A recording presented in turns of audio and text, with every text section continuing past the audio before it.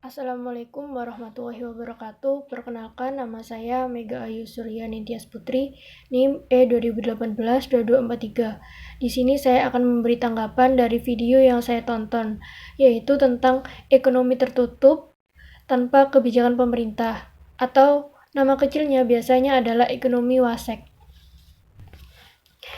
Ekonomi tertutup adalah sebuah perekonomian tanpa mengandalkan ekspor dan tanpa mengandalkan impor. Jadi tanpa mengandalkan ekspor dan tanpa mengandalkan impor. Yang terdiri dari pengeluaran rumah tangga konsumsi dan pengeluaran rumah tangga produksi atau produsen. Jadi maksudnya di mana suatu negara dalam perekonomiannya dia tidak mengandalkan konsumsi saat kekurangan impor dan tidak mengandalkan ekspor saat kelebihan barang. Di mana suatu negara itu dia memproduksi sendiri konsumsinya dan memproduksi sendiri produksinya. Jadi, itu yang disebut dengan negara tertutup. Tanpa kebijakan pemerintah, di mana pemerintah tidak ikut campur tangan dalam kebijakan tersebut, di mana pemerintah tidak ikut campur tangan dalam perekonomian masyarakatnya, sehingga pemerintah itu tidak mengatur apa yang diproduksi konsumen, apa yang diproduksi masyarakat, dan pemerintah tidak memberi subsidi dan tidak memberi pajak, di mana masyarakatnya bebas memproduksi apa saja, dan pemerintah tidak punya wewenang atau hak untuk mengatur mekanisme yang ada di negara tersebut. Namun, pada realitasnya, tidak ada negara yang masuk negara ekonomi tertutup tanpa kebijakan pemerintah atau ekonomi dua sektor. Berbicara tentang ekonomi dua sektor, ada dua hal yang harus kita ketahui. Yang pertama, sektor perusahaan menggunakan sektor-sektor produksi yang dimiliki oleh rumah tangga. Jadi perusahaan itu bahan bakunya mengandalkan dari negara itu tanpa harus impor dari luar negeri, dan juga tenaga kerja hanya mengandalkan punya negaranya sendiri tanpa mendatangkan tenaga asing. Jadi benar-benar dari negaranya sendiri tanpa mengandalkan subsidi dan tanpa memperoleh, dan semuanya itu dari rumahnya sendiri, yaitu konsumen akan mendapatkan gaji dari produsen, di mana konsumen ini akan memperoleh pendapatan gaji. Sebagian dari produk rumah tangga ini akan digunakan untuk mengkonsumsi dan akan membeli barang produksinya.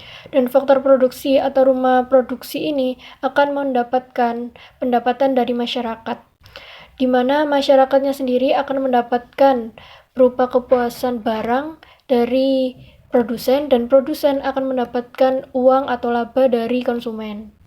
Dan uang ini atau siklus ini akan selalu berputar seperti itu, di mana rumah tangga konsumsi ini konsumen menjual hasil dari bahan baku produsen, dan produsen akan menjual bahan jadi ke konsumen. Jadinya keduanya saling berbarengan atau saling membutuhkan satu sama lain. Jadi ekonomi tertutup tanpa kebijakan pemerintah atau ekonomi dua sektor ini hanya terikat antara rumah tangga konsumen dan rumah tangga produsen, tanpa mengandalkan ekspor dan tanpa mengandalkan impor dari luar negeri, dan intinya tanpa mengandalkan ekspor dan tanpa mengandalkan impor dari luar negeri, dan tanpa kebijakan pemerintah baik pajak ataupun subsidi. Rumus keseimbangan ekonomi dua sektor ini yaitu Y sama dengan C ditambah I, di mana Y adalah rumah tangga, C adalah konsumsi, dan I adalah investasi. Dan cara mengetahui perekonomian negaranya itu dilihat dari Kan misal ya 1 miliar pendapatan negara 1 tahunnya. Ya, cara mengetahuinya itu cukup dengan 500 konsumsi dan 500 investasi. Jadinya keduanya antara investasi dan juga konsumsi ini saling terkait atau saling berkaitan dan saling berputar antara keduanya. Kemudian ada investasi konvensional dan juga ada investasi Islam.